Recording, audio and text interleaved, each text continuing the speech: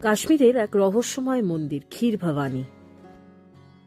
গান্দারবাল ডিস্ট্রিক্টে তুলমুল্লায় এই মন্দিরটি অবস্থিত। চৈন চিনারের জঙ্গলের মাঝে এখানে বিরাজ করেন মা রাগল্লা। মন্দিরটি এখন পুরোটাই তত্ত্বাবধান করেন ইন্ডিয়ান আর্মি। প্রতি বছর জ্যৈষ্ঠ অষ্টমীতে হয় বিশাল উৎসব।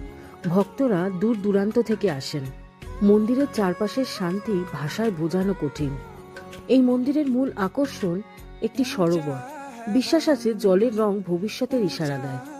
সাধারণত এই জলটি নীলই থাকে, কিন্তু দুর্যোগের আগে রং বদলে যায় বলে মনে করেন।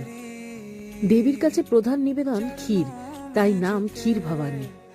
ওখানে বসে থাকা পুরোহিত মশাই বললেন, কার্গিল ওয়ারের আগে এবং কোভিডের আগে এই জলের রং পরিবর্তিত হয়ে লাল এবং কালো হয়ে গেছিল। মন্দিরের চারপাশের শান্ত পরিবেশ সত্যিই সবাইকে মুগ্ধ করবে।